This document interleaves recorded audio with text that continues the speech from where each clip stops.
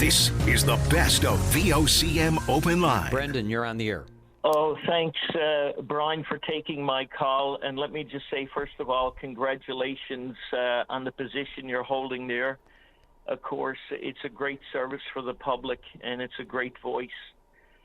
Brian, I'm compelled to call this morning in light of an incident last evening at about 7 o'clock. And just for clarification, I was leaving my building on Water Street. I own Legend Tours.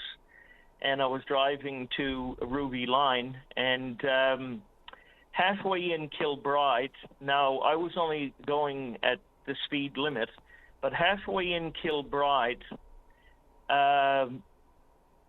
this young girl, she couldn't have been any more than 8 years old, maybe 7, maybe 6. She was a very young girl, and she was on an e-scooter. She had a beautiful pink sweater on, because that's what stands out in my mind. And I'm hoping there might be those that hear this conversation be able to identify the young girl. She was in a driveway on the left-hand side of the road as I'm driving. And in a split second, she scooted out in front of me. Now, she might have been 20 feet away from me. She never turned her head, not one iota. And she shot over across the street to another road.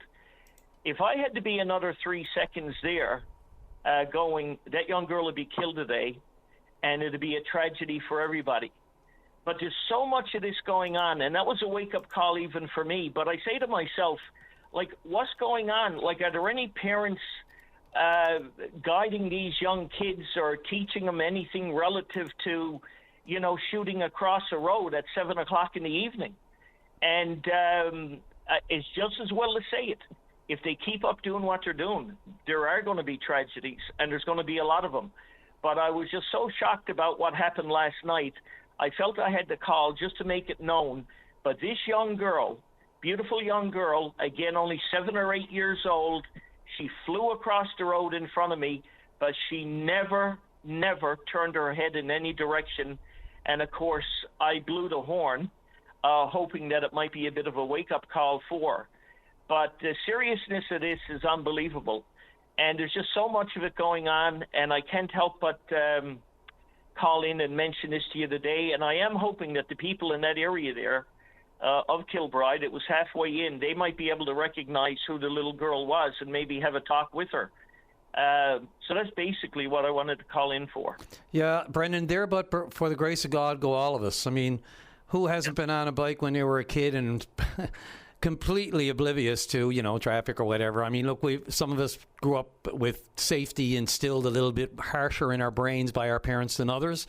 And even then, you know, as you said, if you're talking 8, 9, 10 years old, it can happen in a blink of an eye.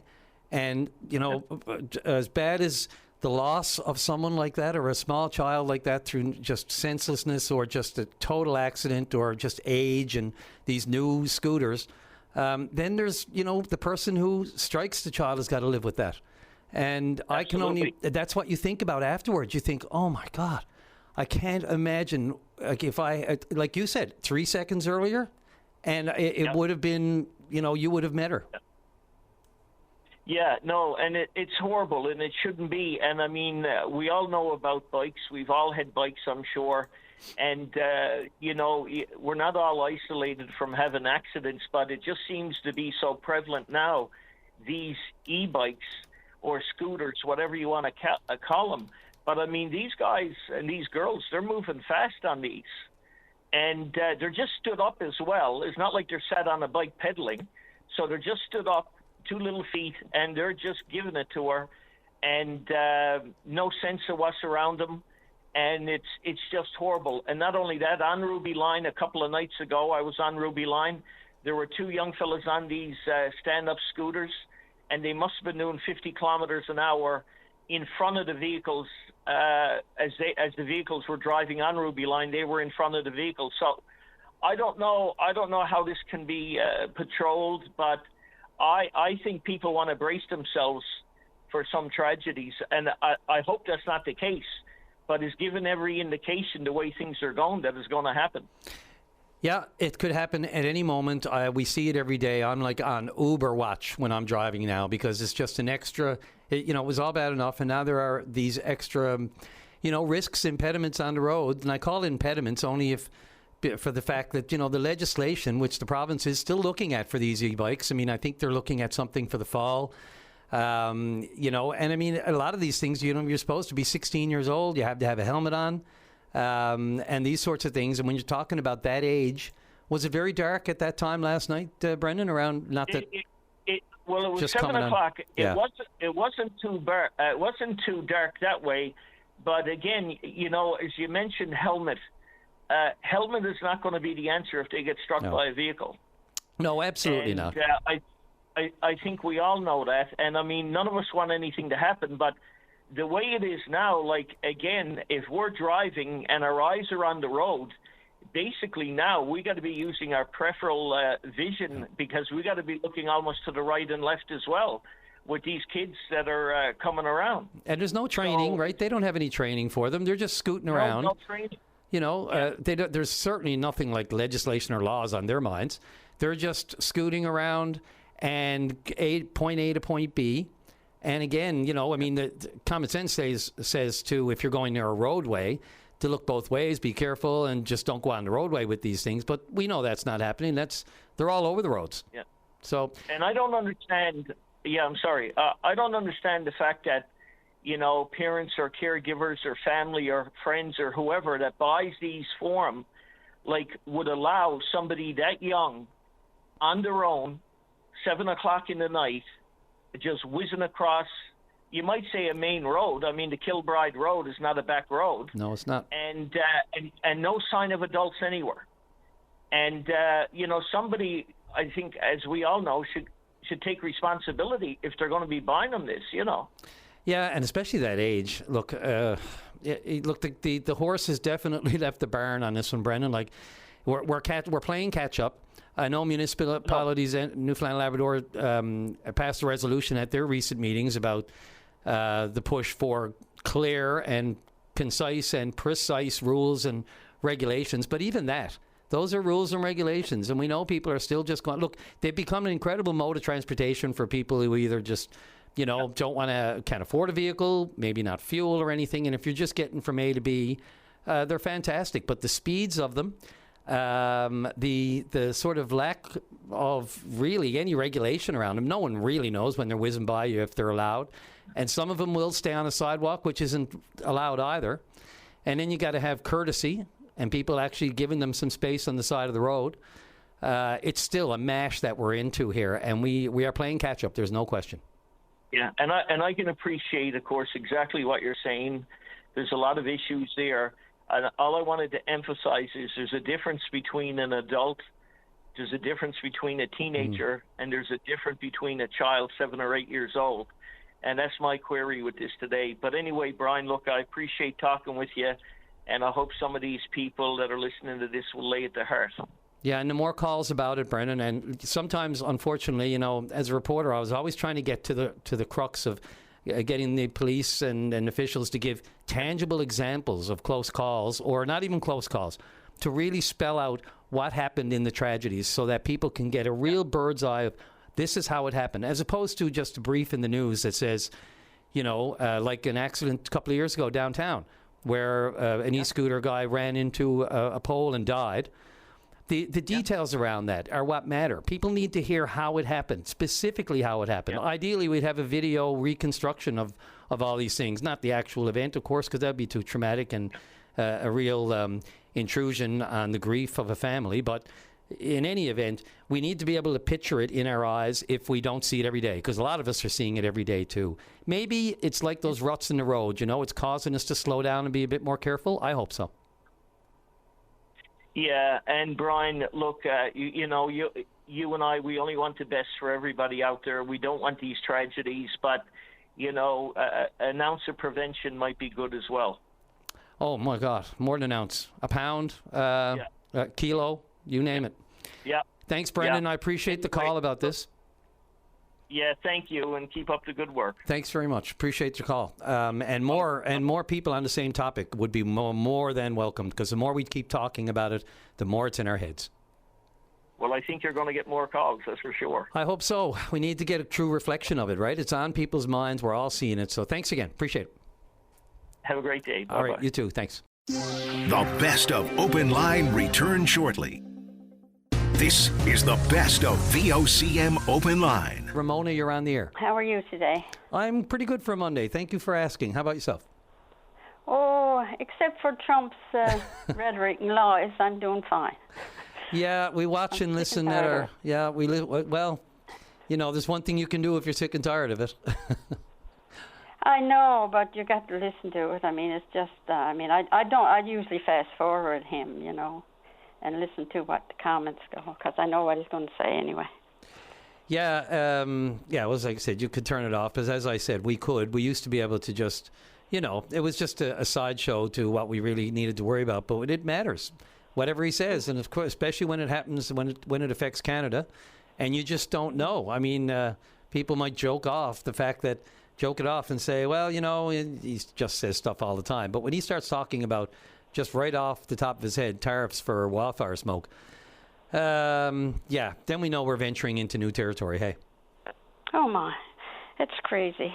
People say he's losing his mind. He's not losing his mind. He knows everything he's doing, and he knows why he's doing it. We can play that game too. What about the pollution that he's causing in bombing Iran in this illegal war? Mm-hmm. What about that? Oh, there's a ton of things you can catch him on. I mean, it's the hypocrisy knows no bounds, right? Yeah, it's scary. It's really scary. It's obviously the states can't do anything with him. So I'm just, what do you do? Well, we try, again, you try to tune out, but it does affect us in so many different ways. It never used to, and just ask the local companies when it comes to the tariffs and all that sort of thing. In many ways, though, it's solidified, it's brought us together, and, there's an all-hands-on-deck kind of elbows up, and, maybe a little bit more patriotism we never saw in past years. We're all sort of on board with this now, and we got to sort of steel ourselves against what could be coming next from south of the border. The problem is, it's the uncertainty of it all. You just don't know where it's going and what's coming next. That's the problem. You can't plan. You can't, anything that he says, you just don't trust. There is even the possibility, they say the Gordie Howe Bridge is going to open a week from today on Monday.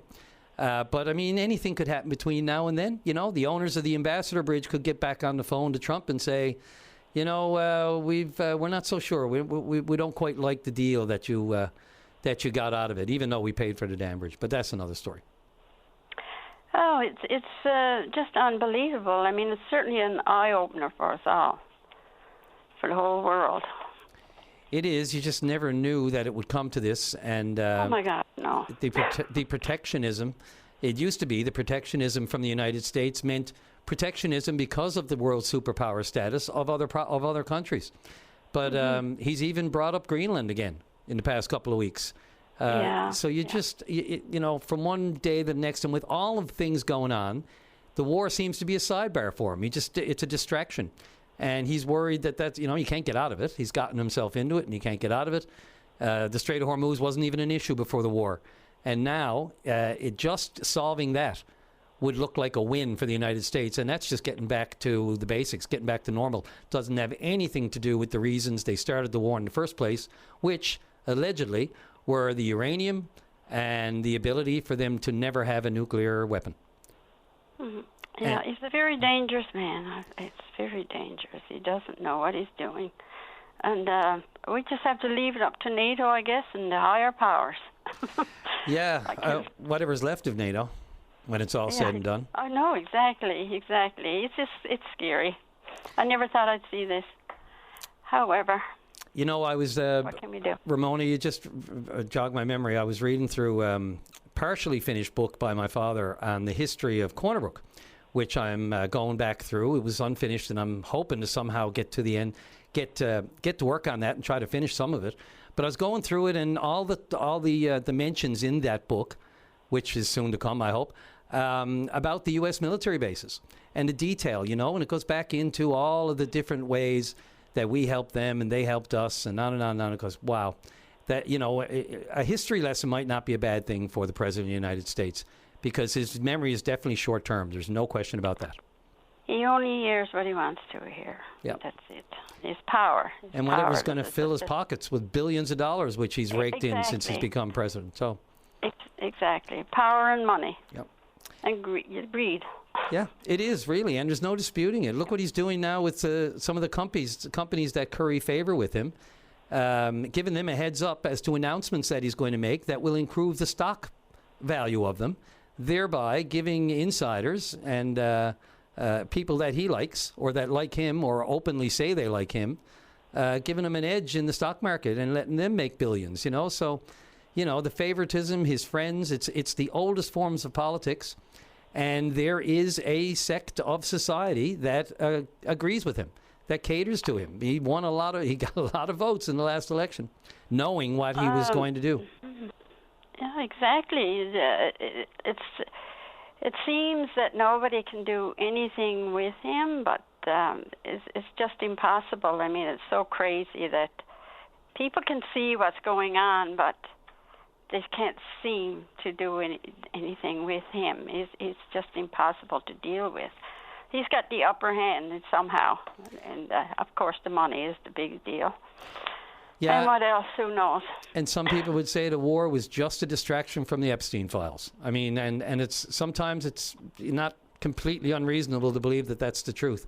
And when you have Ramona, when you have so many connected friends, in big positions, and everybody knows everybody, and everybody knows what everybody's at, especially Donald Trump has intel and information on everyone, now especially as the head of the government.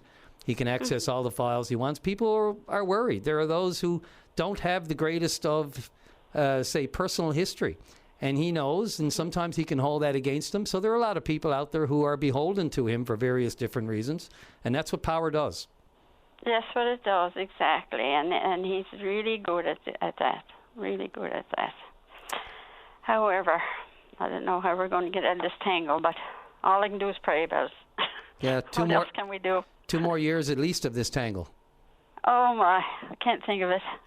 Sorry to say. We're just, it's certainly an eye opener. I never thought I would see this in my day. After the war, after the Holocaust and everything, right? I thought lessons were learned, but no, it's so crazy out there now. Yeah, everything old is new again. A full circle. Yeah. Oh my. Anyway, if you didn't laugh, you cry. On that happy note, you're right. If you couldn't laugh, you cry, and we have to laugh because I don't want to cry. No, I don't either. I've done enough of that. Doesn't feel good. It's not a good feeling. No, it doesn't feel good. No. Yeah, it's sad.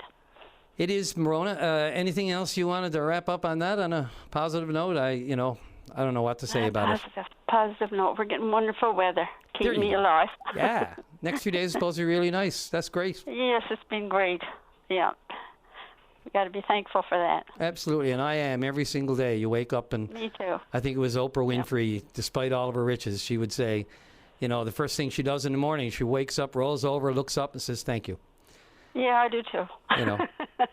Yeah, I'm thankful for each day now at my age. I suppose she can certainly be thankful in the situation she's in. But for all of us, if it's another day, and I always say I'm thankful on days that I don't have a toothache. I always appreciate life. I didn't quite get who said that. You said look out each day and say thank you. Oh, Oprah Winfrey had this. Oh, okay. I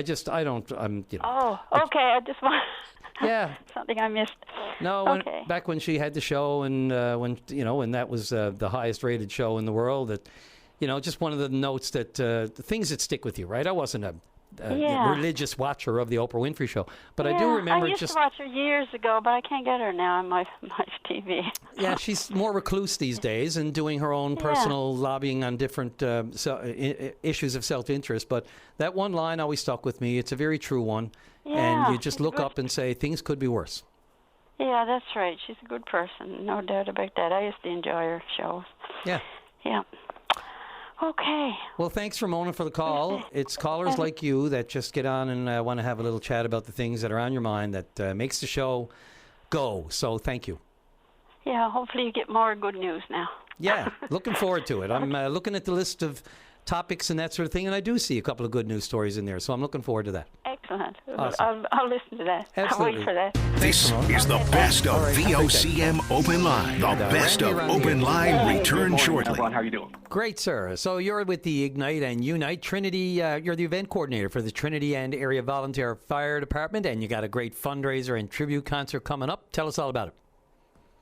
That we do, and it's funny. I was listening to some of your previous callers there, and speaking about the all the fires and the rhetoric, surrounding that. Well, on July the 27th, we're going to ignite another fire.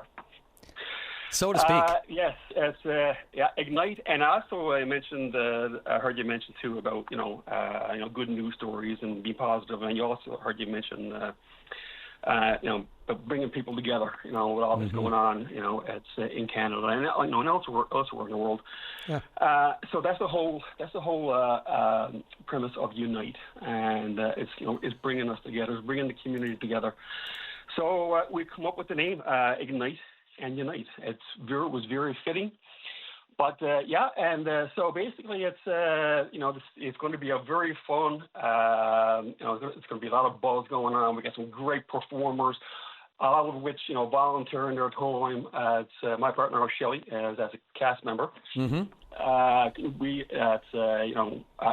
have a lot of family roots from out here, and I'm actually on summer holidays here now, out in the area. So it's and anyway, so. We basically come up with the idea, so we can do a little, come do a show. So I just took that and ran with it. So anyway, so we built it, and we come up with Ignite and Unite. That's July the 27th at 7:30 at Ross and Tide Theatre, and I gotta give a shout out. Brian to Ross and Tide as well, and them of course being a charity organization as well. They accepted this event with open arms, and it was sort of, I guess, one of their first sort of getting involved in the community events kind of thing of this magnitude, I guess you could say. And they've been instrumental, backing us 100%. And when we talk about community support, I mean, they've been phenomenal. They advertised for us and been there every step of the way. So the show is comprised of an evening event, which I mentioned earlier. It's at 7:30, but there's also a pre-show as well. From 2 to 4 in the afternoon. So anybody that one's costs a little bit more, but it also includes the night performance. So sometimes people don't differentiate between the two because they look at the cost value of it kind of thing. But it includes the night performance as well. So I want to make sure that your listeners understand that. So basically what you get in a pre-show is you actually get to meet the cast behind closed doors, and they'll teach you some songs and some methods of stage performing. And they're actually going to bring one of the songs that they sing, because they're all three of them are from very comfortable way. Of course, Patrina Bromley. A lot of her roots originated in Trinity. It's in the Joan Morrissey story. Right. Of course, she started was one of the first cast ever right to the very end on Broadway in New York. That's right. Those guys have a very close, working relationship. They're all friends, and she jumped on board right off the bat. And but what a phenomenal cast and performers, and just good-hearted people. Yeah, Peter Halley as well, and as you said, Patrina and Shelley Neville.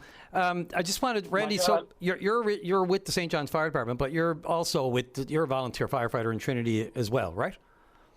Absolutely, yes. Certainly, I'm a proud member of the St. John's Regional, as well as the funny thing is, it kind of comes in full circle, because I worked as actually a medic as a metro paramedic for many years. Right on. But at the same time, when I was working as a medic, I was also a volunteer with the CBS Fire Department, which I was with for 15 years. Nice. I know Scott actually. Scott was associated. Scott Tully, it's with CBS as well, and also with St. John's Regional. But yeah, so I spent 20 odd years as a medic, but I've been now with St. John's Regional for 18 years. Getting close. Like retirement, somewhere not far from the distance. And being this community, in the heart of this community, the Trinity Boyd as we call it, yep. Which is a number of communities that make up Trinity Boyd. It's my sort of, I guess, my happy place, I guess you could say. Mm-hmm. Yeah. But I just thought to myself, you know what, all the province is having an issues with recruitment and retention, and there's more expected of volunteer firefighters and career. It's they do more with less, and and this is where also the community need to kind of step in and support our volunteers, whether it be boots on the ground or boots in the air or boots on the water. And it's because there's this career, and there's also volunteer aspects of all those agencies. So it's and my heart it's goes out to all frontline emergency workers, whether it be police, whether it be the military, whether it be sick of the military. So I know that Lloyd Parrott, MHA, is coming to the event as well. And I did not veteran realize himself, that, yeah. He had 21 odd years work with the Canadian Armed Forces. Mm-hmm. And so I'm sure he has a story of his own, which maybe he might actually speak on. But he will hopefully address the audience as well. But yeah, and there's lots of Trinity, and we're not really in Trinity. We're just on the outskirts of Trinity area, but it's two kind of departments that kind of work hand in hand with Port Rexton and Trinity. I've asked the volunteers to show up in a uniform on July 27th, which is on a Monday. But yeah, it's going to be a unique and a fabulous event. Mm-hmm.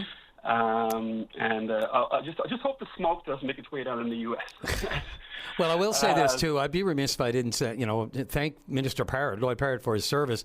Let alone that, he lost one of his legs too, a severe injury during a training exercise. In his capacity with the military. So, he knows firsthand the trauma that comes with this, with first responders in any aspect of it. And I just want to point out too, this is the event, of course, is in honor of a first responder. I believe David Marlowe, of course, who was tragically killed responding to an emergency himself, right? That's correct, Brian. And again, it's funny how things come around. So from what I understand, and I didn't know Dave personally, I've only been involved with the volunteer Trinity Fire Department for a couple of years, and more so on a part-time basis. I have my seasonal property here, Shelley and I, and but yeah, no, it's from what I understand, I do believe it was a report of a brush fire, and anyways, so. Unfortunately, there was a crash involving the frontline fire apparatus that he was operating at the time. And the thing is, and again, and what I want to signify here, and why I even actually brought up what the nature of the call was, it was brush. That brush could have actually became a wildfire. Mm-hmm. Right, and I want to bring the light too, because last one when I was here, there was a brush fire that the volunteers at Fort Rexton and Trinity responded to, and they were able to knock down, which could have been a crisis situation where a major emergency. It's such another wildfire event, but those guys any brush fire these days. Yeah, and they were able to knock it down and contain it. I got some friends of mine that actually fly the water bombers, and that's why I always say, air, water, and I come from White and Gander actually hosted a lot of the water bomber pilots last summer as a token of their appreciation, and and Michael Rubinoff was instrumental on that, and God love him for recognizing that and inviting them to the show. In addition to honoring, of course, David, this is primarily as well to fund a new fire truck. You know, it's always struck me that it's hard enough for volunteers. You know, you give of your own time, middle of the night, in addition to day jobs or whatever else family you got going on. Volunteer is a massive word. And it's always amazed me how hard you got to work as well to get your own equipment. You know, I mean, I know the provincial government and federal governments, they ante up with funding and that sort of thing. But when you still need funding for a new truck, it means you haven't had enough. Absolutely, Brian. I'm so glad you said that. It's because, you know, it's been 4 years now since Dave's passing. So, you know, it's and you know, throughout those 4 years, you've been getting like loaner trucks and buying secondhand vehicles that you know require extensive maintenance and breakdowns, and of course, you know, there was, I guess, an application gone in, you know, to get another vehicle, and that's sort of in the works right now. I'm not sure if it's actually, you know, the production started at this time, but so it is a cost here. So they had to come up with around $200,000. They're working towards that. And not only that, I also want to just pass on that, you know, while responding to that emergency and that event, that tragedy happened, you know, the guys actually had to respond to one of their own, you know, and makes it and tough. It wasn't just, and it wasn't just, the vehicle ended up down over an embankment, so they had to get down, you know, amongst the trees and extricate them. It took time. It took. The physical challenges that they were confronted with has actually, I sometimes I come in, you know, through the department and I'm going to a meeting, whatever, and I kind of sit back and I just try and take everything in to get a sense of, you know, how everything was working, how, you know, as because it might be a little bit different in my career, you know, department kind of thing, and kind of feel everybody out and I know that it's impacted the department, you know, on a significant level. So that's why, like, when I'm there and I'm, you know, whatever I can do, you know, to help them and help the community, you know, it just instills pride and passion for me. Well, and I hope any that, loss, you know, that carries. Sorry, Randy. Got about a minute left there, but go ahead. Sure. Okay. Yep. No worries. It's, so I want to add to without getting into too much of the detail, during this event, you know, there's going to be, you know, different prizes, and some of the businesses, you know, donated some items that will hit up on tickets, and we're hoping to get together a little package, and that would be like 50-50 draws, and any of your listeners that have, you know, if you're frequenting the Bonavista Vista Peninsula area, the Trinity, you know, specifically, keep July the 27th week in from mind. tonight. Maybe you have a seasonal home down there. Maybe you're just looking at doing, you know, a day trip or a weekend trip or whatever. Lots of Airbnbs down here. There's some businesses that are, you know, donating. Like I mentioned earlier, donating some items. So maybe your listeners that are there, that feel free. If you have something to donate, you know, for this cause, we greatly appreciate it. That coming from the community as well. So sounds great, Randy. Listen, there are a few places, with all due respect to the beautiful communities around our province, there are a few places as beautiful as Trinity in the summer. I have some great childhood memories of growing up down there, spending time in Trinity. And there last year for a bit of a gig, for a bit of a show at the Rising Tide Theatre facility, which is just beautiful as well, right along the water on the wharf there. So it's absolutely gorgeous. Shelley Neville, Peter Halley, Patrina Bromley, Ignite and Unite in Trinity a week from tonight, correct? Correct, yes. It's at 7:30.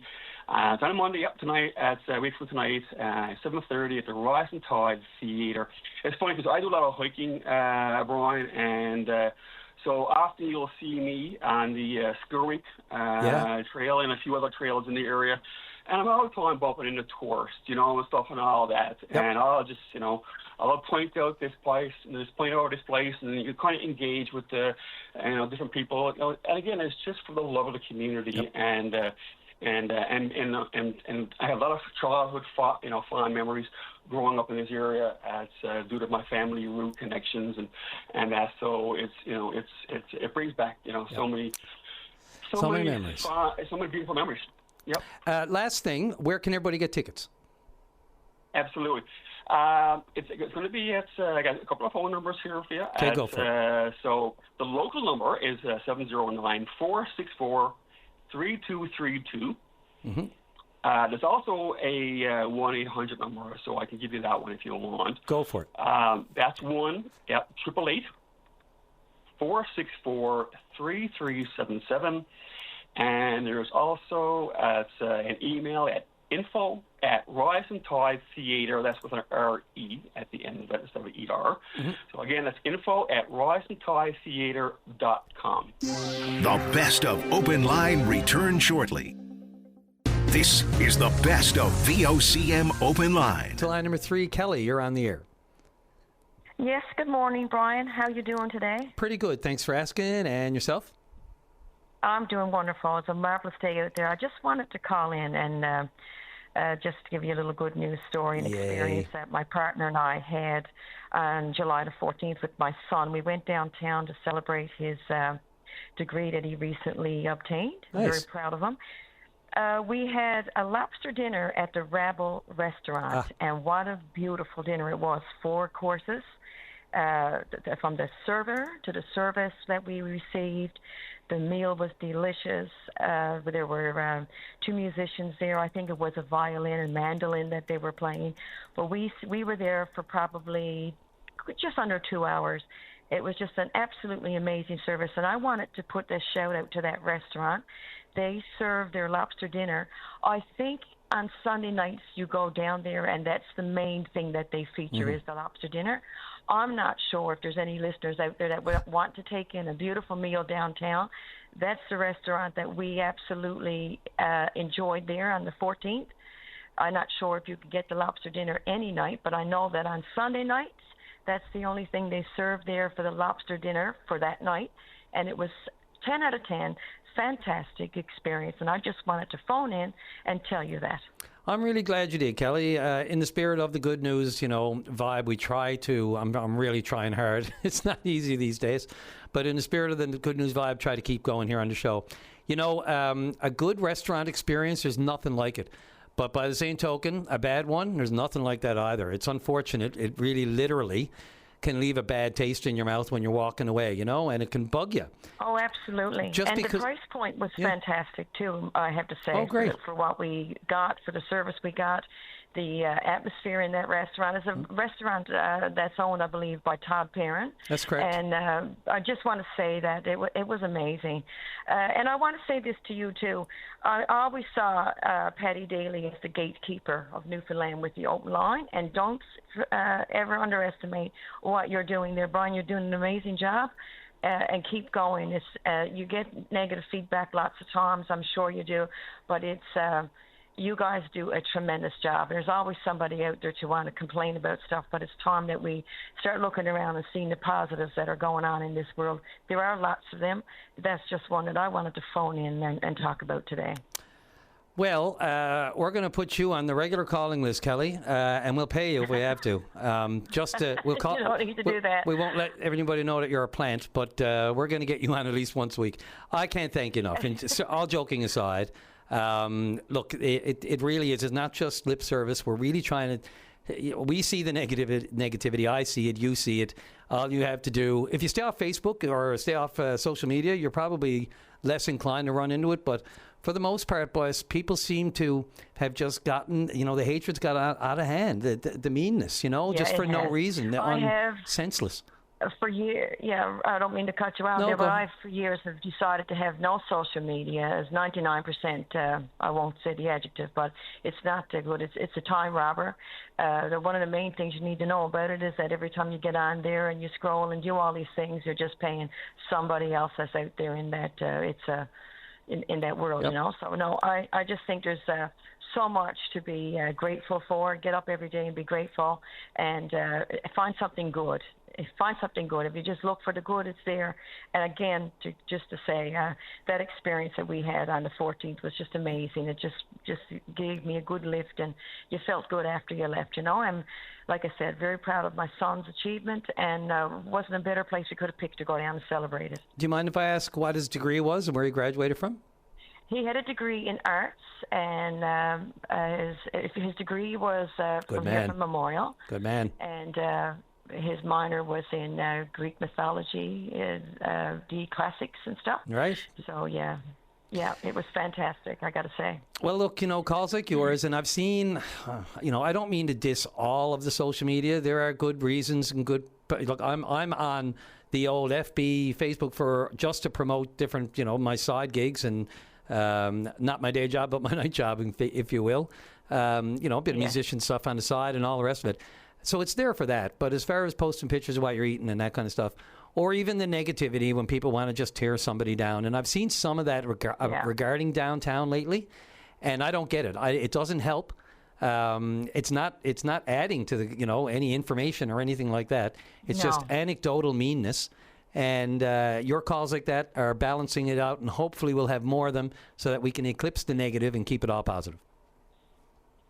Absolutely. Right on. Wonderful. And again, thank you for being the gatekeeper. You're doing a fine job. Oh, more pressure. Thanks, Kelly. I appreciate it. Okay. You're welcome. The best of Open Line returns shortly.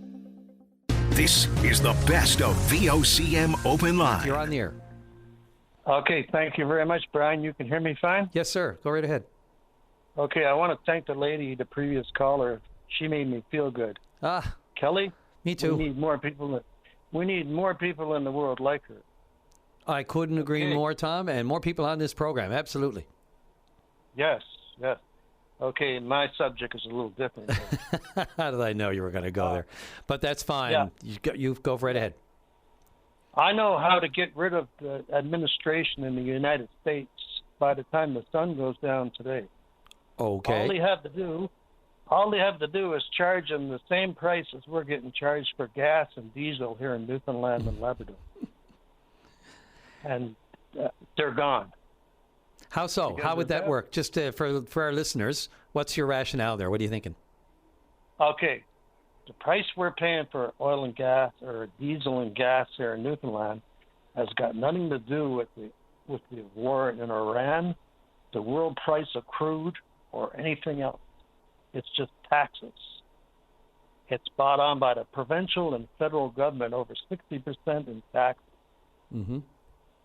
They're taking that tax money and they're sending it to Ukraine to blow up all refineries and sink oil tankers in the ocean. So we've gone out of our minds. We're paying to make the world cleaner, and what the governments are doing with the money is destroying the planet.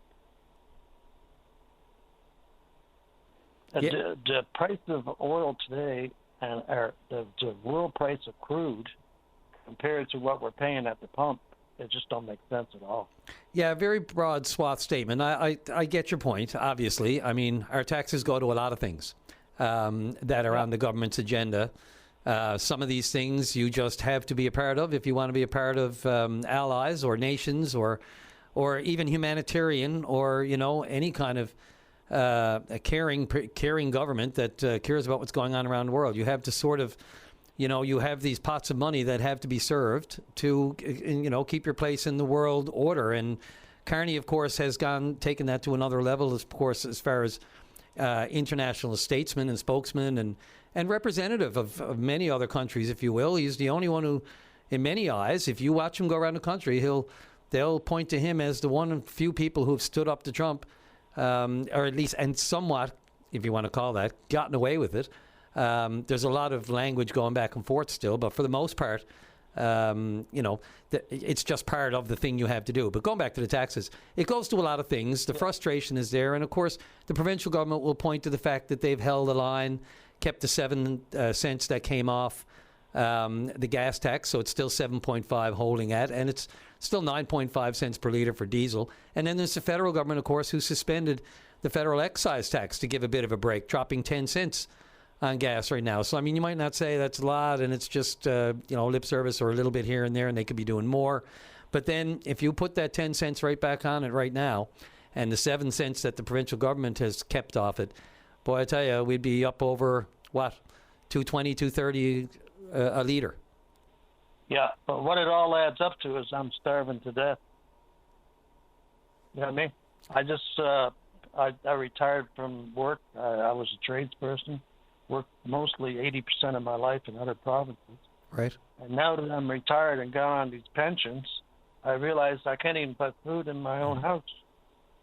You've realized that. Sadly, I don't think the governments have really realized to what extent that's happening. I mean, sometimes it certainly seems that they're a little bit, eye blind, nose blind, ear blind to what's going on around town. Sometimes not reading the room as well. We know people in your situation are struggling. So I can certainly, when you put it in that context, yeah.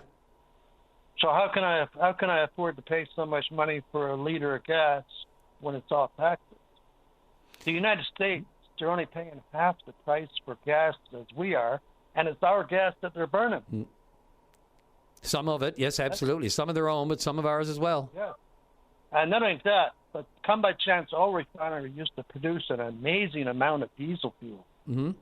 And it ran into trouble in the past, and it got idled for years and never got shut down.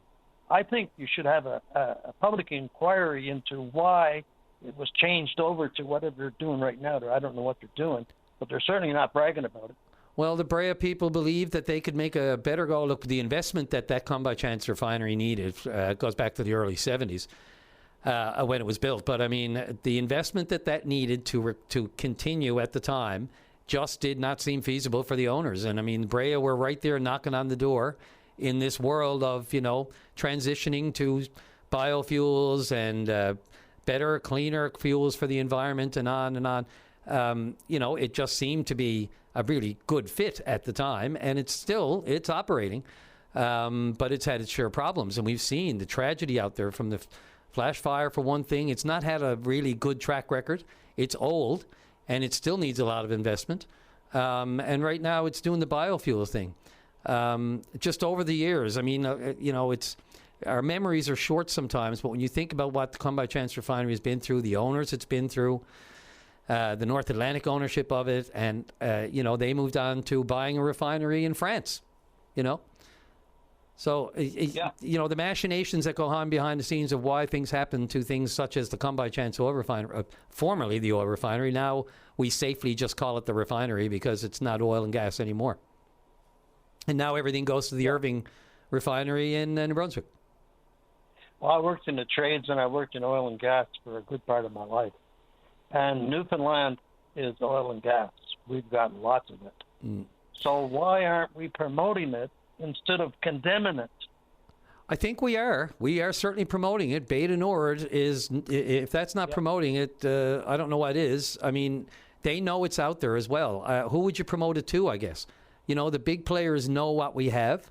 And if there's a business case to be made for it, if there's a business case, a solid case for Bay du Nord, even after British Petroleum pulled out, and what the plan is going forward. If there's a case for it, they'll make it. If it's the same old story with burning off the natural gas flare over the years, it was always said that the trillions of cubic feet of natural gas that are out there would not be able to be extracted and produced economically, so they just stuck with the oil and gas.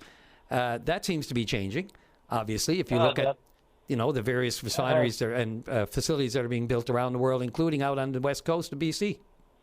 Yes, I was just going to mention that because they're really into it right now. Mm-hmm. And there's no reason why we can't be into it either. Natural gas is a cleaner thing to burn, but it's still oil and gas. I guess they'll still label it pollutants. But the tax that we have to pay on it is just absolutely ridiculous, and there's no need of it. Yeah, it's become a norm, right? It's almost like an expected or an anticipated, or we've come to, unfortunately, get into a complacent area. Not complacent. I mean, we all don't like it. But when the governments tout what they've cut from it, then we're led to believe that, it could be a lot worse, They've cut nothing from it. All they've done was add to it.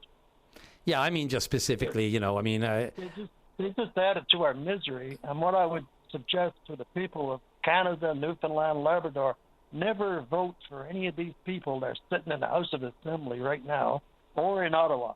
They're not serving us. It's... That's my opinion. I understand, and I understand the opinion, and I understand from where it's coming from someone like yourself who worked all their life, and now they're struggling to make ends meet with what the government basically owes you in many ways for the years of service, whether it's your pension or else, and it's not enough. Yes. And instead they tax you to death, and sometimes it feels, I'm sure for you, probably all the time, it feels like you're one of the few left behind. You're one of the many left behind. Yes, and they say, well, times have changed, that's why the taxes are so high. Well, why aren't our pensions gone up with it? And that is the trick, isn't it? Trying to index everything up to what inflation is. That's exactly one of our biggest problems. It's never kept pace, eh? That's exactly right, what you're saying. Exactly right. Yep. Anyway, I won't take up any more of your time. Tom, I appreciate you balancing it out, though, because I'm with you on Kelly's comments, but we can't just ignore the realities of life and trying to live it, such as you are right now, and others who are, as I said, struggling now. I can ignore it. Yeah, well, I really can. Well, don't necessarily, because then we won't have great callers like yourself pointing it out. Yes. Okay, well, thank you for your time, sir, and you have a beautiful day. I appreciate it. You too. The best of Open Line returns shortly. This is the best of VOCM Open Line. Let's go to line number 2, and Alex, you're on the air. Hello, Brian. How you doing today? Pretty good. Thanks for asking. How are you? Oh, goodbye. First time I spoke to you. I've called a few times. We're good. I'll make it quick. No worries. June 30th. So we're coming on a month here now. Okay. My wallet was stolen out of my rig. Now, I know, first time people are going to say, you shouldn't be leaving your wallet in, blah, blah, blah. Hustle and bustle of life, it happens, right? I do it by accident. My heart goes up my throat when I go, oh, damn, I left it in the vehicle. And then I wonder whether or not I locked it. And yeah, right. So, just got it on video of this young man stealing the wallet out of my vehicle. Now, he didn't break any windows. It was unlocked, too, so that's probably better. And that's a strategy you have to employ. He had a bit of a shopping spree. A lot of fraud committed, and he went to, I don't know, probably 15 different purchases, racking up probably about $2,000. So this credit card or debit or tap or what? Both. Everything is about, I have my wallet, so I got, 3 or 4 different credit cards. I had a corporate card. He got into that. Oh, and then there's the problem with the business. Yep. Business and everything, so like that. Anyway, so the point I'm calling today is, and I had a bit of cash in it, and I got most of the money back from the bank, so it's not a big deal. But I made a police report on July 1st when I woke up, right? Right. It was Canada Day. This is like, I realized it was stolen. He stole the wallet at 11:17 at night. Started spending it like in the stores as soon as they opened, 6:30 a.m. But in the nighttime, went on ALC, buying his phone cards, buying Xbox, place, really racking it up. Anyway, so I made a police report. Yet to hear anything. Indicated that there was fraud committed. Nothing. This person, for me, I'm not a police officer, but to me, it seems like an easy investigation. This person's on video 15 times, making probably 15 different transactions. He's using an IP address. He's using a cell phone. He bought Lucky Mobile SIM cards. It's all tracked. Not his first time. Not his first time, but then bit of a bee in my bonnet. I check VOCM or the news or CBC, and it'll say like, oh, the RNC is looking for someone who stole something from an Irving or a Circle K or a Orange Store. Yeah. So it's like, what's the trick, boy? What's the trick to get stuff publicized, and how come that's publicized on the news, and how come my case, I haven't heard nothing. I called the non-emergency line, and the cop said, yeah, but I'll just make a police report. Okay, never heard nothing then. Yeah, that's a question we get a lot, that I get a lot, especially people who've been in your situation when something, there's a crime been committed, and it seems like a more serious crime than maybe another one that's been reported on the news. The problem is, the RNC and the RCMP and all law enforcement have a communications division. It's not usually the officers that obviously write up these news releases. And, they can't do a news release on every crime that occurs or alleged crime that occurs.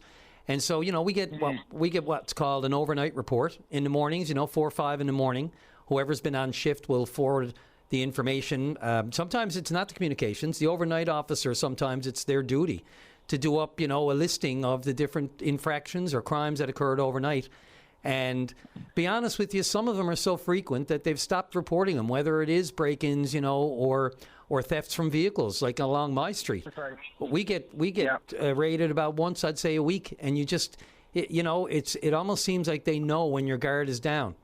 And so, don't get me wrong now, Brian. I'm not. Yep. That's not the point of the call to say that what you guys are reporting on and what you're not. No, I understand. On, I understand. Yep. It's your private company. At the end of the day, you can report on what you want. Yeah, But, or what we know about. That's the trick, right? Or what you know about, exactly, right? But I don't know. I just I thought so. Really, what's going to happen? We know what's going to play out here. You can see the writing on the wall. I'm probably going to get called by an RNT officer within hopefully 2 or 3 weeks time. And they're going to say, oh, okay, great. So you got this person on video? Yep. Well, if you go to Shell and Ultramar and Sobeys and everywhere, every business around Ropeback Lane, this person hit up. They're all on video. To me, time, date, location, stamped right there. His face isn't covered. Pretty simple. But then they'll call me and say, yeah, you know what? All the video in these businesses have been deleted now. They've been rewritten. Yeah, that happens. Right's over. Yep. So then we're, So the no justice. Yeah. So it comes down to the lack of due diligence in the moment, is what you're saying. Right.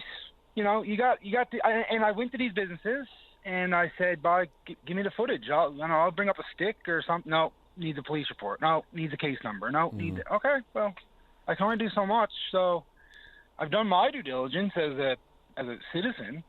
But anyway, it's just I don't know. It's just unfortunate, right? I'm paying for a lot of money, $200 in cash, probably $2,000 around there, right? Do you ever hold out hope that you'll get that back, or is this more about just seeing this guy at least be brought to justice, be brought to task, at least arrested? Yeah, no, I don't. I'll tell you what the most annoying part of it all is logging into updating all your information, like your bill, and that's the worst part. And of course, my ID and your MCP and stuff, and your firearms license. And these things are hard to achieve again, right? And there's usually a cost associated with it. So keep the money, keep the credit cards. Give me back my IDs. Give me back my firearms license. Give me back my MCP number. All this stuff is hard to obtain. And of course, the wallet. You have sentimental value, like pictures of your children and stuff, right? You absolutely do. Yep. Moral compass with these folks, and take. I don't know if I should be using this in the right sentence, but these criminals aren't smart. Take the cash, but when you get in to start spending, you're getting into fraud and using people's credit cards, and this stuff starts to escalate the charges, right, and starts to be more. More time associated with it, right? I think. And this isn't crossing the mind of any criminal. I mean, look, the heartlessness. It's not even that. It's a complete obliviousness to what the effect is on the other person when who knows how desperate they are. Whether it's drugs they need, whether it's food they need, whether they're just going on a rampage for fun, whether they're trying to feed a couple of kids. You just don't know what.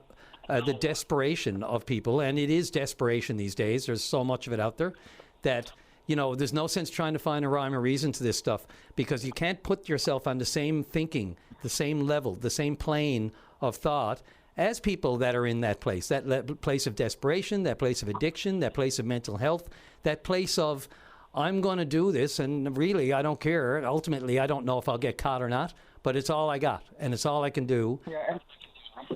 And maybe that's the idea. But listen, if I get caught, I get put in the lockup, they got to feed me, they got to clothe me. Well, they know the system. People do know the system that, they can time it out sometimes. I can't do it on the road anymore, on the street anymore now, so I'll go commit something and I know I'm going to get custody. It happens. I've been in court to see it. The problem is that's all changed because, as I've said before, there's no room at the inn now, right? And the releases are more common only in the sense of the less egregious offenses. You know what I'm saying? Oh yeah, I mean they're having to replace the HMP because it's not from the crumbling foundation; it's the bulging of inmates that's pushing it out, essentially, right? Yeah. Male and female now. Yeah. Well, yeah, exactly, right. So anyway, just a food for thought. RNC, if you're listening, if you're responsible for any officer responsible for the West End, this is where the crime was committed, West End, St. John's. Look through your files. It's a pretty hefty monetary fraud case here. Yeah, and you said this guy was caught on video, no mask or anything, at several different businesses. So, 9 times out of 10, they know exactly who it is. Well, I'm assuming there's no mask. I mean, this guy, Michelle, he Sobeys, and every purchase was under $100. 99, 98. He went to Shell. He went to Ultramar 3 or 4 times. And this is another thing. I mean, I don't want to take up too much time, but business owners, if you're listening, please remind your staff about fraud prevention. If you got someone coming in at 6:30 a.m. tapping $100, 99 on different cards, different colors, Amex, MasterCard, CIBC, specifically tapping and requesting, who's dropping $400 at Ultramar at 6 a.m.? No, I mean, and they're going to tell the staff, do not in any way, especially if you have any suspicion at all. They're not going to want to. It's beyond that. They're not going to want to be in any way confront the guy or even suggest to them, because you never know again what that person's willing to do to avoid any kind of confrontation. And so you don't know. That's the other side of it, right? Yeah. But anyway, it's just wanted to put it out there, and I'm sure you could fill a queue with people who are waiting on reports. And listen, the other side of this too. Yeah, there's murderers and there's people committing very serious infractions. And yes, I would 100% rather any police force focus their energy on that. And maybe that's the answer. Maybe that's the problem. And if that's the issue, sure. But Yeah, I saw. Regarding the police, I mean, I saw a note the other day. A friend of mine, an acquaintance, actually a coworker, was talking about driving a couple of kids home from a soccer game the other day, and one of the kids was talking about, my dad, is really busy. He's working 7 days, 9 to 9 every day. And he said, "What does your dad do?" He says, "An RNC officer, 7 to 7, 9 every day." And this is just a teenager just mentioning that this is what his dad is working these days. So, I certainly don't want to put it on the individual officers either. I mean, they're up against it, especially technology crimes these days, where it requires getting the video and it requires getting that verified, and then it requires statements from the workers, and that takes away from the job. And oh my God, it's unfortunately these days it's got to be worth their while where they know they're going to get a conviction, or else sometimes they'll just move on to the next one. It's not the best situation, but yeah. I mean, the amount of overtime cops are working, right? You talk about quantity over quality, right? And how many more officers could be hired? What was an officer making? With overtime? Yeah. Oh, it is. Look, and again, I don't begrudge any of that. Alex, listen, I got to get off the break, but I appreciate the call, and I wish you nothing but luck. You're right. The administrative side of things, of getting all your information back and your cards and having to get your oh, God, what a pain there. Still at it. Good luck. All right. Thanks, brother. Thanks, man. Cheers. Take care. Bye. The best of Open Line return shortly. This is the best of VOCM Open Line. Gareth McGraw, Vice President, Sandbox Gaming, the registered nonprofit Sandbox Gaming. You're on the air. Good morning. How are you? Great, Baya. How are you? Good. No, glad to get on and talk about ownership and kind of the current changing landscape of gaming. And I think really the changing landscape of media in general that we're kind of facing here now in North America. Absolutely. And, specifically, we've had great conversations before, Gareth, and I always appreciate your time on these things, parents and online gaming and all that sort of thing. One thing that caught our attention, of course, is that Sony, makers of PlayStation, of course, they're going to stop making these. I'm just going to cut to the chase here. The physical game discs, which, we've all used, we all grew up with. They're going to stop making those as of January of next year, I believe. And then after that date, I think all new games will be digital-only downloads and that sort of thing. Older discs will still work, I think, but the decision basically has been made. Not a lot of people are big fans of this, especially it removes, it will, I'm assuming now, I'm going to ask you this, but does it just completely remove game sharing and secondhand sales, which, can be a nice, reasonable option for parents who might not necessarily want to buy the box right out of the box. You know what I mean? Yeah, I mean, as far as we know, that's what the current estimation is. I mean, is that game sharing is going to be dead after this, and that any attempts to play any games in the future are going to require purchasing that copy new from the retailer digitally, and I think it's a really bad decision ultimately for consumers because one, like you said, is the game sharing thing. I mean, that's been a huge part of gaming.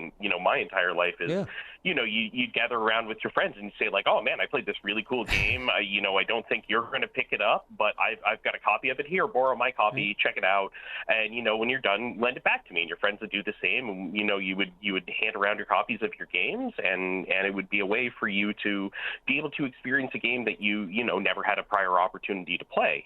When I was growing up, the other option was also rentals. We had Blockbuster and we had Jumbo Video, and you'd go in and some of my favorite games were games that I had an opportunity to rent from Jumbo Video, and then set for Christmas like, oh, I got to have that game because I can only rent it like once a month because it's so in demand that I got to be there early and stuff. So instead, like, this is now my favorite game, and I really want a copy. For me, back in the day, it was a series called Harvest Moon, where it's a farming sim game, and it was something that I never would have experienced otherwise. It wasn't something that jumped out at me, but a friend said, like, you got to try this Harvest Moon thing, man. It's really fun. And so I rented it and played the game on GameCube and was like, oh, this is now one of my favorite games of all time. And so, my kids we're too. going to see the elimination of that. Yeah, and I think it's also really bad for consumers on the other face because it's essentially creating a digital monopoly for these storefronts. Yeah, as consumers, we're always trying to talk about the importance of competition, and when they remove the ability for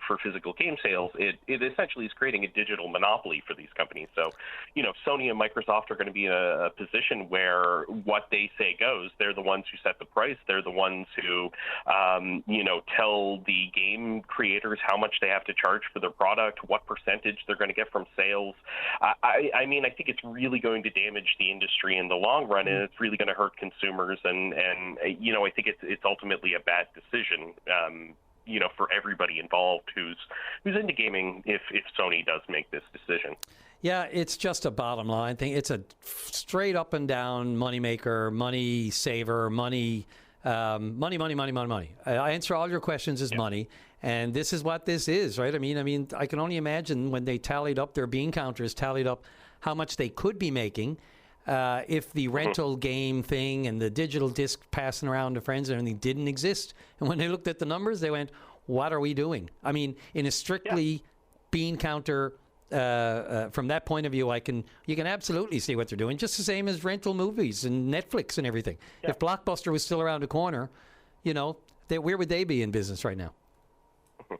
Yeah, and I think to that as well. I think the other problem is for archiving and preservation purposes. I mean, we talk about them as games, but for a lot of people, these are works of art. For myself as well, I consider many games I played works of art. Some of the tales in them are things that I've grown up with and thought about every day of my life. And now we're going to be in a situation where when the company doesn't want to sell these things or doesn't want to make them available anymore, they have that choice. And, I think more frightening than that as consumers, what we should really be concerned about is companies like Sony have shown, just in the last month that they're willing to revoke those licenses from us.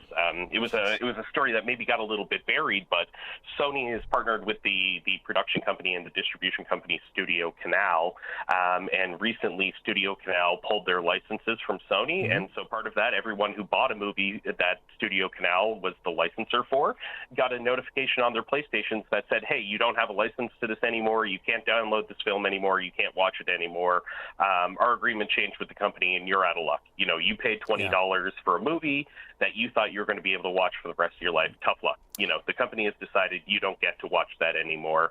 And again, I see that as hugely anti-consumer, hugely anti-archivist and preservationist, and really, actively destructive towards the entire, art form of gaming at the end of the day. And arguably making it riskier, especially for younger kids who will now be forced to go digital and be online, as opposed to, just having your setup and your disc and it goes in, and you're not necessarily conversing with people all over the world in a heartbeat. Mm-hmm. Yeah, and I will say the one saving grace of this is while Sony and Microsoft are, edging that way, Microsoft hasn't said anything, but they tried to do this the last console generation. Their move has been to Game Pass, and I think that, they're going to go that way. The one nice thing has been Nintendo has kept it relatively clear that they're going to keep selling cartridges into the future, because they still see good business in this, and they're a company that's a little more privately held than a lot of these major companies, which are now switching gears. We see a lot of Microsoft switching gears away from game sales into developing for AI to get short-term returns, instead of building a customer base that you're going to have for years and years, who will have positive or brand associations with you and customer loyalty. They're chasing the immediate dollar rather than the long-term dollar, where they could be creating these lifelong customers. I mean, most folks grew up with a Nintendo in their house and still have a Nintendo in their house today, and are having kids like myself. And, I'm excited to introduce my kid to the games that I played growing up, so that they'll have an opportunity to understand, where this art form came from, all the advances that came with technology, all of the things that changed over the years, so that they can see all of that and understand, all of that hard work that went into it. And, I think ditching your customers like this is really going to impact, Sony and Microsoft in the long run, especially with the monopolistic storefront. I mean, PC gaming for, about 20 years now has been almost entirely digital, but the difference at the end of the day is that PC gaming has multiple storefronts. You have Steam, you have Good Old Games, you have EA, you have itch.io. There's a dozen storefronts out there, and I mean, if they wanted to, a game manufacturer could just sell you a copy of the EXE on their website if they wanted to. You can't do that with Sony. You can't do that with Microsoft. Yeah, I sense a real retro revolution coming. People talking about the old handheld games that we used to have as kids. That's catching on again. So great option. If PlayStation and Sony are going to go that way, the fact that Nintendo or any other Microsoft might still stay with the other, it's great to have options. That's for sure. Yeah, and we're seeing it because, I mean, there was a news story this week that CD sales are up for the first time since the 90s. They're up 16% over last year. So I think there is a big move towards customers to get away from this, because we've had this experience with streaming platforms like Netflix now. And, you know as well as I do, you're watching your favorite show one day, you're halfway through, a rewatch, or you're halfway through learning your new favorite show. And, the streaming website has decided that they're going to pull the license for this, or there's not enough people watching it, and that's it. You never get to see the end of that show, because Netflix said that it didn't have enough viewers to warrant keeping on their servers anymore. So I do see a big change happening, slowly but surely towards ownership again, because people are tired of having somebody else dictate what they can and can't watch, and when they can and can't watch it. Yep, you get offended by that, like a lot of people. Gareth, listen, only because of the time and the clock, and I hate to always mention that, but that is what we're bound by. Thanks for this. Let's do a regular check-in. I really appreciate you making time for the show, because these topics and issues are only going to become more valuable and important to parents, too, over time. So thanks, really appreciate it. Absolutely, anytime. The best of Open Line returns shortly. This is the best of VOCM Open Line. Daryl, you're on the air. Good morning, Brian. How are you? Grand, sir. How are you? Not bad for an old guy. Ditto. I'm with you. Listen, your last caller that called in about the games, people forget, and that's not my topic for today, but people forget that the power is in the purchaser. And the same with price of food and everything else. I mean, if they don't want it to go digital, stop buying it. Yeah. And price they will adjust. They can start a protest. There's a lot of things the gamers can do. I'm not a gamer myself, but my son is. And he doesn't like the idea that they're going digital. Like you said, a lot of things can happen. Like you said, he said they can take it away. The power's in the people. Same with the price of food and gas. Power's in the people, man. You can make the people out there can make a decision and make a choice and make the prices come down, or we can just the same as everybody else says. There's nothing you can do about it. You kind of need the masses to get on con. And I'm not a gamer now. I had all the high records at the arcade in the Village in the Avalon Mall, but I never carried over to my adulthood. I don't know what that was, but I enjoyed it back in the day, I'll tell you. Yes. Yeah. Now, the topic I want to bring up today is a very important topic that affects a lot of people in this city. And I reach out to the mayors or the powers to be. They put up some speed cameras in school zones. And I have an app on my phone, and I see every day in this city in Mount Pearl, there's between 10 and 20 accidents in intersections. Now, some of them are cell phones, but I've been on the road, and I know people are blowing through red lights like they're green lights. And I mean, I'm not talking amber going to red. I'm talking red, red, red. I Metrobus on Kenmont Road there about 2 weeks ago. I couldn't believe it. I was stopped in the lane, and he come up and he sped up, and I'm like, where are you going? Through the red light. Big truck. Light was red, and I'm thinking, we need cameras. Like, they got them in Ontario. It'll slow people down. Not everybody, but you get a $600 ticket. You might think twice before you blow through that red light. And we need it. There's so many accidents, so many people injured every day in this city. Somebody needs to step up to the plate. The cameras will pay for themselves in 6 months. I had I'm not going to talk all about myself, but I had a near miss there about 6 months ago, and I even said it to my daughter. It was right at the East Side Mario's Portugal Cove intersection there. And if I hadn't waited that extra few seconds because of a near miss a few years earlier, I would have been cleaned out. He came in through a good 3 seconds after the light turned red for him and ours turned green, and I had the arrow. And I said, no, I can't see behind on the other side of this cube truck that was there. So I'm going to wait. And sure enough, and I don't mean to taint it all, but a big black F-150. And I watched it go through, and I just couldn't believe it was like there was nothing going on. And then you have the other thing where people are jumping the yellow, right? Or jumping the green, or jumping the red to get to the green. So if you have a combination of one trying to make it through the last bit of it, and one trying to get a little head start before the traffic stops them from getting through the light, then you got the perfect tragedy right there too. I'm with you 100% on this, Darryl. It's happening every day. Like I've like yourself, I've had so many near misses. I could have rode off 100 vehicles. I'm not kidding you. I drive a lot, and I mean, this city, the people, I mean, trucks. Like, the light is not amber. You're not catching the light is red. Like, it's been red. I'm sitting on it, and the next lane, the truck just. I'm like, what are you doing? You know, I wonder, is there a contest out there to see how many lights you could go through in one of a day, because it's just crazy. But I reach out to the RNC, and I reach out to the municipalities of Mount Pearl or the government of Newfoundland to start putting some speed cameras on the ones that they have the most accidents on, and they know which ones they are. Yeah. I mean, you got Prince Philip Parkway, you got this Commonwealth Avenue, you got a lot of places that you have accidents every day. The stats don't lie. Okay. Yep. Arts and culture. Some are cell phones. I get that. There's people on their cell phones. But what I see, they're not on their cell phones. They're like, I can make it. Listen, buddy, the light is already red. You're not making it. So they catch some of them. I was in one lane one day, and the cop car was behind me, pulled out and got this one person. But that was one out of thousands. So, yeah, it's going to cost money to put the cameras in, but I think at the end of the day, the amount of damage. Now, the insurance companies might reach out. Like, if they reach to the insurance companies, they might say, hey, we're paying out billions of dollars every year in accidents in your city alone. I'm sure they are. So put the cameras up, get people to slow down, and they'll stop before they get to the intersection the light is red, and save people's lives and personal injury that lasts a lifetime. Point taken, Darryl. I'm going to try to squeeze in one more caller. Let's keep that one alive, though. Thanks for the call. You're welcome. Thanks a lot. Thanks a lot, man. Take that one to heart, people. Go when it's green and not when it's not. Let's go to Chris, last caller in the morning. Chris, you're on the air. Yes, good day, sir. I only got a couple of minutes, so I'll try to make this short and sweet.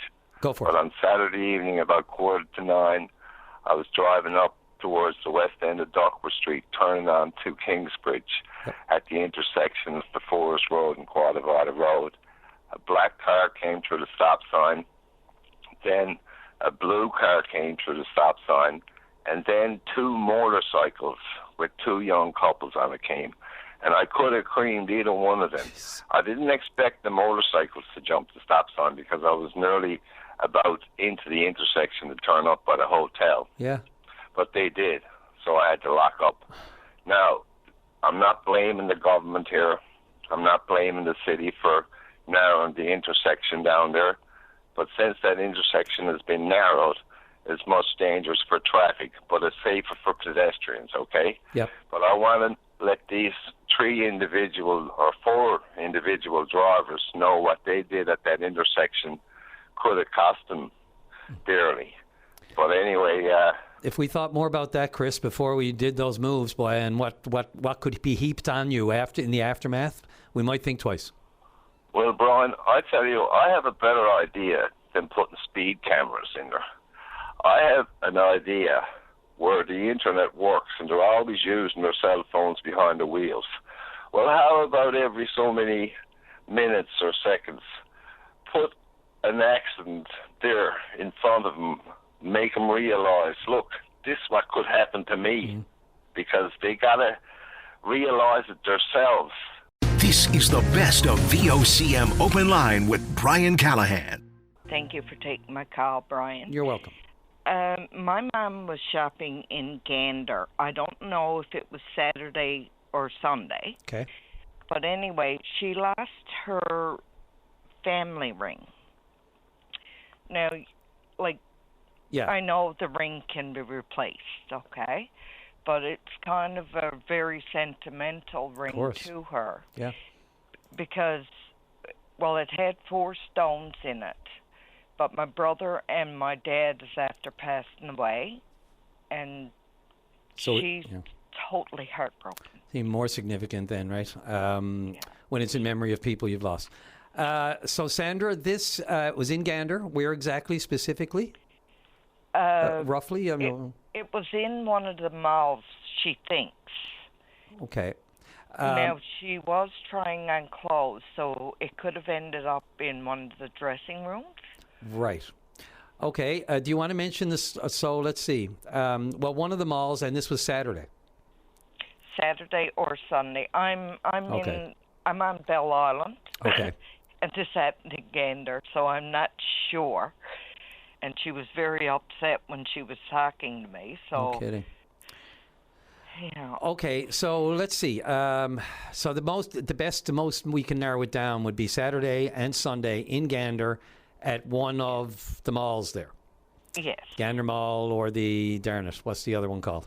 I don't have a clue. I know. Oh, I'm such bad. I can't just picture that one out. I know Gander pretty well. I can list off all the hotels on the Strip, but I can't remember the other mall. I know, eh? So, can you describe it? Well, it has 4 stones, and I'm not sure the other 2 stones, but one is yellow and one is red. Okay. And did she stop in any restaurants or anything like that for some fast food or a bite to eat, or did she? Where did you stay overnight? Pardon? Did they stay overnight as well? Because they were there. No, she lives in Gander. Oh, she lives there, and you're in Bell Island. Okay. Yeah. Okay. I have no idea. Because she lives in Gander, and she just goes around. Could be a little bit of a needle in a haystack thing, only for the fact that we can't narrow it down to a specific time or a specific store. Hey.